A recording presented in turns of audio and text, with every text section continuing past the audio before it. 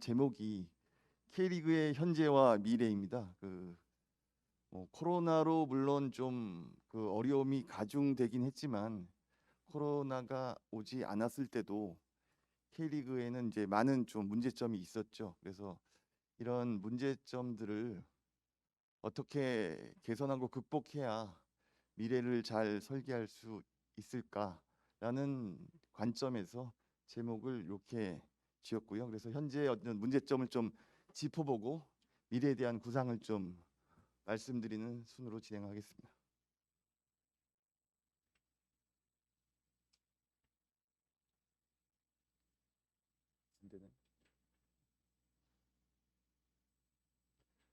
K리그의 가장 큰 문제점은 돈을 못 버는 거죠. 그래서 뭐 돈을 못 번다기보다 쓰는 돈에 비해서 너무 적게 벌고 있는 게 가장 문제입니다.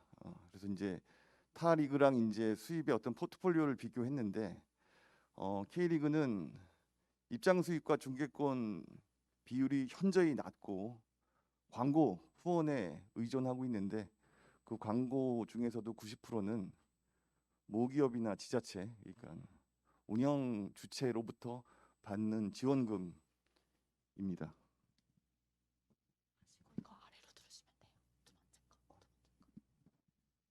결국 프로스포츠라 하면은 입장 수입과 중계권이 저렇게 다른 리그처럼 좀 균형적으로 좀 분포가 돼 있어야 되는데 뭐 이게 좀 가장 큰 문제고 연맹은 중계권 수입을 좀 늘리는데 더 박차를 가해야 할 것이고요. 구단들은 이제 팬을 좀 늘리는데 더욱 노력해야 한다는 부분이 이제 이 장표로 보여지고요. 기타 부분은 이적료 수입인데 이적료 수입도 뭐 좋은 돈 벌거리긴 하지만 저거는 뭐 고정적으로 지속성을 갖고 있는 부분이 아니기 때문에 결국 중계권과 입장 수입을 늘리는 게 숙제입니다. 안 되는데요. 넘겨주세요 그럼. 어, 그런 와중에 이제 코로나가 닥쳐서 작년에 K리그 총 수입이 575억이 감소했습니다. 어, 상대적으로 입장 수입이 비중이 적기 때문에 다행히 좀 경기 수가 30%가 줄었음에도 불구하고 그런 타격이 뭐 KBO랑 비교하자면 좀 크지 않은, 다행이라고 말하기는 좀 민망한 그런 현상이 있었지만 K리그의 어떤 마켓 사이즈로 봤을 때는 600억 가까이 감소했다는 건 큰 손실로 다가와서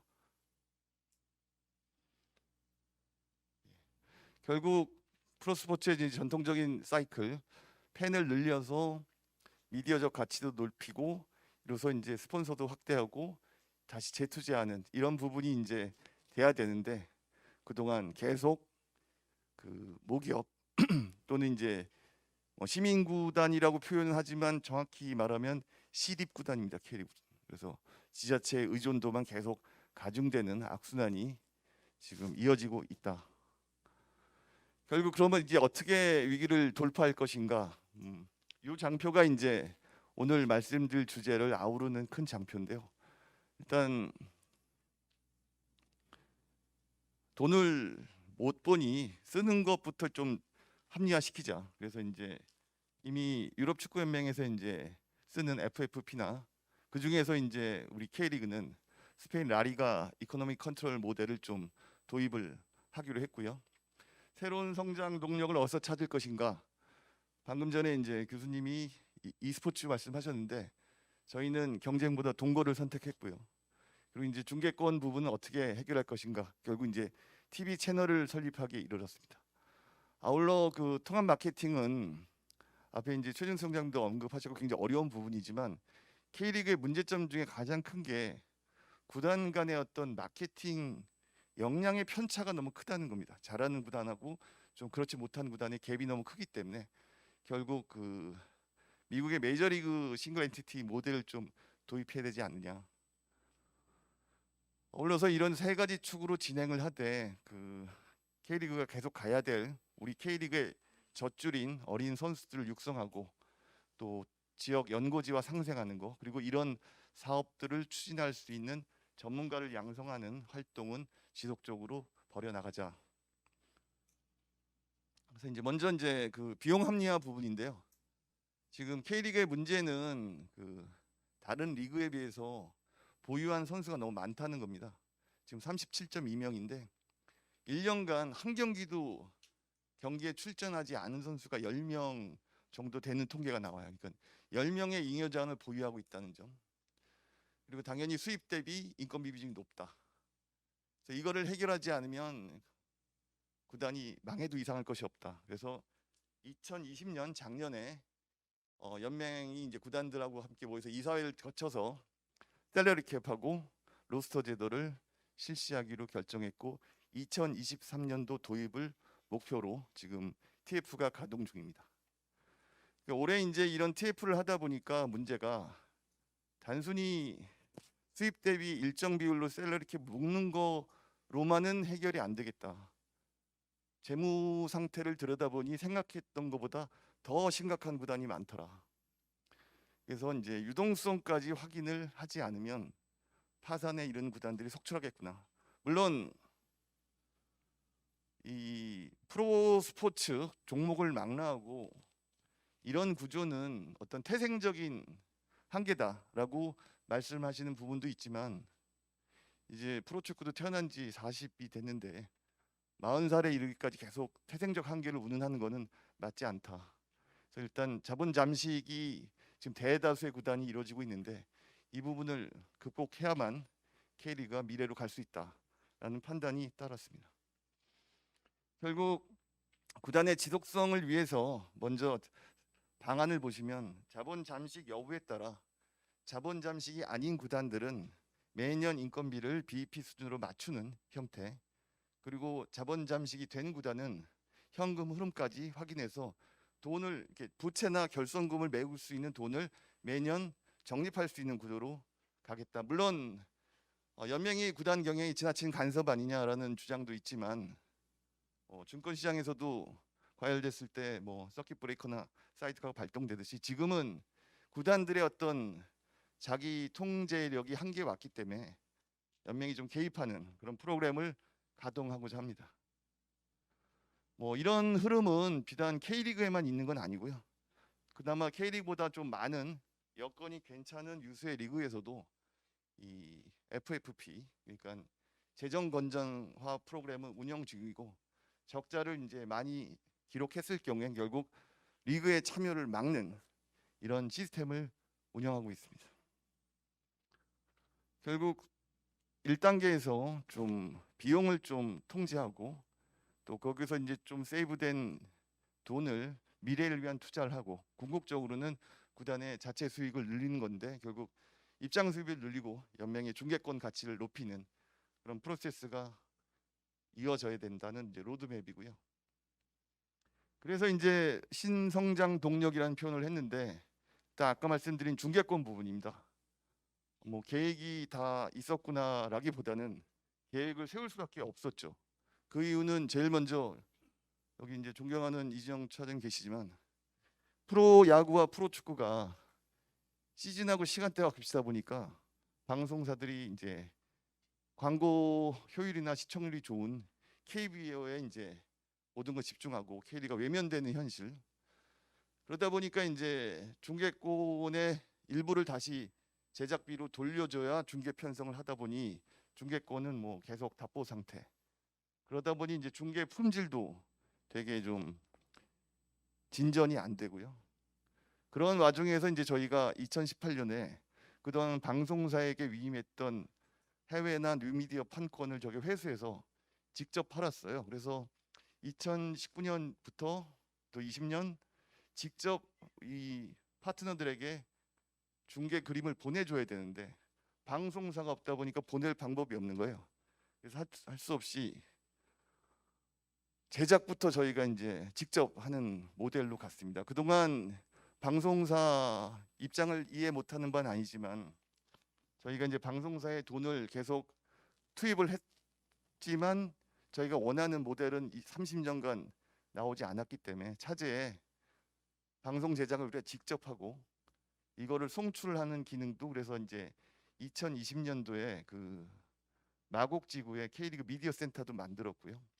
급기야 올해 그 스카이 스포츠라는 K리그 전문 채널까지 출범해서 편성의 안정성까지 확보하는 그런 구도를 만들었고요. 향후에는 앞서서 많이 언급하셨지만 OTT 모델을 개발하는 걸 좀 숙제로 안고 있습니다. 그래서 이제 자체 제작을 하다 보니까 이제 그동안 기존 방송에서 중계를 하셨던 많은 분들이 이제 저희 쪽에 좀 합류해 주셨고요. 또 미디어 센터도 좀 효과적으로 활용이 되고 올해 이제 스카이 스포츠란 채널이 K리그 전문 채널로 지금 재탄생해서 운영 중에 있습니다. 결국 스카이 스포츠를 통해서 차별화된 컨텐츠도 만들고 신사업까지 진행하겠다. 그래서 이제 방송 사업에 있어서 스카이 스포츠가 이제 K리그의 교두보 역할을 하게 될 것으로 전망하고 있습니다. 결국 이를 통해서 궁극적으로는 팬 인게이지먼트까지 좀 확보하자. 그래서 리그 수입 증대가 궁극적인 목표가 되겠습니다.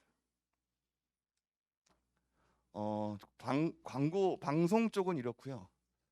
아까 뭐 팬이 많아져서 이를 통해서 이제 경기장 경험이 늘어나고 중계도 많이 보고 뭐 이렇게 이제 프로스포츠의 마케팅 지표가 그동안 관중 수나 시청률 이게 굉장히 중요했는데 앞으로는 이제 코로나 시대 이후로 뭐 많이 바뀌었죠. 경기장에서 느끼는 즐거움, TV 보면서 느끼는 즐거움보다는 24시간 나와 함께 있을 수 있을 때고 삶의 일부가 돼야지만 지갑을 여는 고객들이 많아졌다는 거죠. 예, 코로나 이후로. 이런 변화에 어떻게 대응할 것인가? 일단 작년에 K리그는 리브랜딩을 했습니다. 그래서 그동안 좀 K리그 엠블럼이 좀 이제 좀 시대에 떨어졌다는 얘기도 많이 하시고 그래서 어떤 통일성을 기하면서 팀별로 정체성도 좀 녹일 수 있는 이런 베리에이션이 많이 될 수 있는 거 그리고 궁극적으로 좀 K리그라는 어떤 브랜드가 우리 팬들 마음에 일상에 좀 녹아들 수 있게끔 하는 방편의 일환으로 일단 리브랜딩을 했고요. 아까 게임 얘기를 e스포츠 얘기를 하셨는데 일단 달라스에서 열린 시트 2018에서 MLS라면 이제 미국 메이저리그 사카인데요. MLS의 팬 유입 경로가 대부분 피파 게임을 통해서였다라는 조사 결과가 있었고요.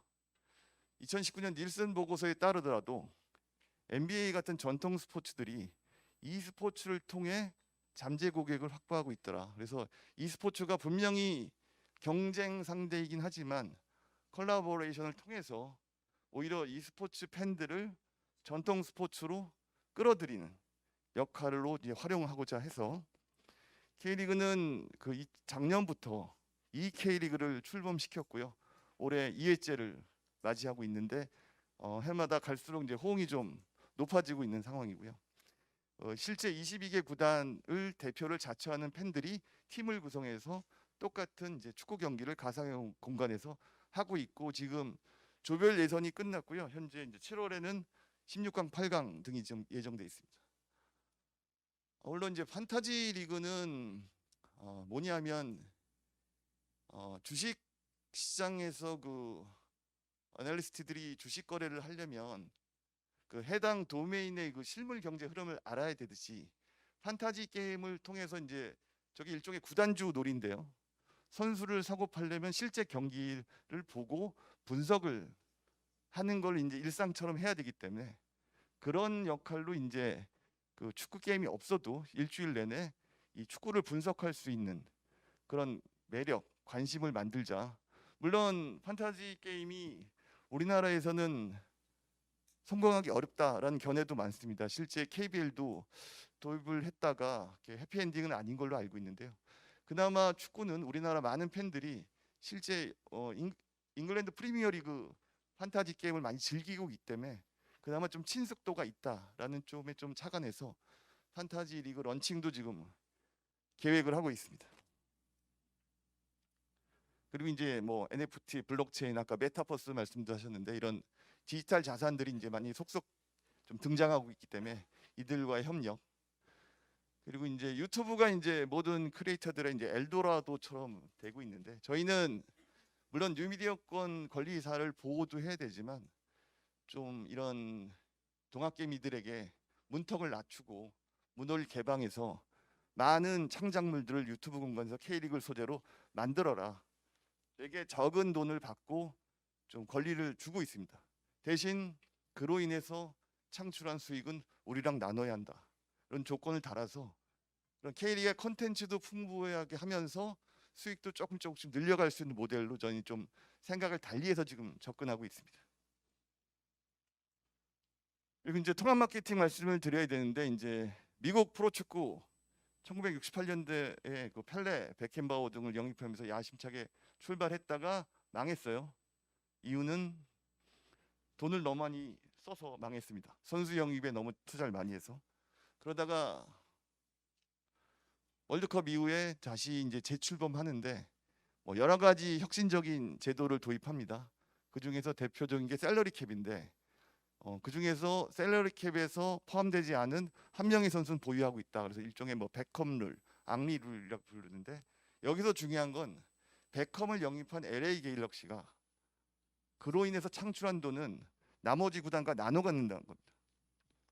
뭐 자본주의가 발달한 미국, 거다 프로스포츠의 메카인 미국이 약간 사회주의적인 제도를 도입한 사례이기도 합니다. 결국 너무 지나친 성적 경쟁으로 돈을 쓰다 보니까 리가 망했다. 이 실패를 되풀이하지 말자.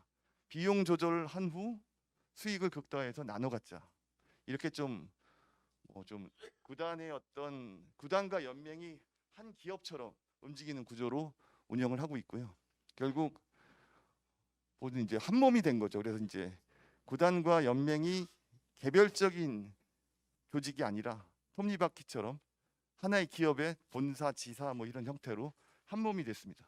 그러면서 비용을 통제하고 그로 인한 리스크를 좀 최소화한 다음에 수익은 분배하자. 이게 이제 MLS를 상징하는 큰 네 가지 그림입니다. 이게 로고들인데 MLS에 다 틀이 똑같아요. 그리고 그 안에 그 팀의 색깔과 심볼만 바꿔 달아서 우리는 한 몸임을 이렇게 표현하고 있습니다. 우리나라는 이제 모든 구단이 팀 로고가 다른데, 그래서 이제 한 몸이다. 같은 생각을 갖고 있고 또 같은 전략을 쓰고 있고, 그 대신 품질과 어떤 그 팬을 대하는 서비스는 똑같아야 된다. 요 얘기할 때 그 MLS 관계자가 예를 든 게 맥도날드인데요. 맥도날드는 뉴욕에 있나 하와이에 있나 알래스카에 있나 똑같다는 거죠, 서비스가. 그래서 메이저리그 축구는 LA 갤럭시나 뉴욕 레드불스를 보러 가는 게 아니라 MLS 자체가 상품이 돼야 된다. 그렇게 이제 접근하고 있고요. 거기서 나온 수익은 공평하게 나눠 갖자라는 철학을 갖고 있습니다. 그래서 이제 K리그도 통합 마케팅이 필요합니다. 물론 갈 길은 멀지만 그래도 일단 비용을 좀 통제할 수 있는 수단으로 쓸 수 있고, 또 우리 마케팅 편차가 크다 보니까 표준화되고 일관된 서비스, 그러면서 연맹이 구단들과 좀 머리를 맞대고 돈을 좀 많이 벌 수 있는 구조를 계속 만들어 나가는 형태가 필요하다. 그 뒤는 이제 ESG인데, ESG는 뭐 내용을 다 아실 텐데요. 우리 K리그는 지금 리스판스블이라고 이제 사회적 책임을 강조하는 국제 지표가 있습니다. 그래서 8위를 현재 하고 있고요. 지금 CSR 활동을 좀 K리그가 왕성하게 하다 보니까, 근데 6위에서 좀 2단계 하락한 겁니다. 코로나로 인해서 좀 활동이 좀 뜸한 결과. 근데 이런 거는 이제 EPL은 실제 팀 단위로도 이제 랭킹을 매기고 있어요. 그래서 뭐 어떤 천연 에너지를 썼느냐 뭐 이런 지표를 가지고 손흥민 선수가 뛰고 있는 토트넘 1위를 달리고 있네요. 그래서 이제 왜 ESG가 중요하냐? 결국 이제 스포츠의 전통적인 요소만 갖고는 기업이나 팬들에게 소구하기 어렵다. 그래서 이제 사회공헌 활동을 소극적인 사회공헌 활동에서 ESG로 영역을 넓혀야 된다. 그래서 K리그는 올 초에 탄소 중립 리그 선언을 했고요. 그동안 한 5년 이상 지속하고 있는 장기 기증 캠페인, 생명 나눔 캠페인을 계속 지속하고 있습니다. 그래서 결국 ESG의 모범 사례로 스포츠의 선도 리그가 돼서 투자든 뭐 여러 가지 비즈니스에 이제 좀 적용하겠다라는 보관을 갖고 있습니다.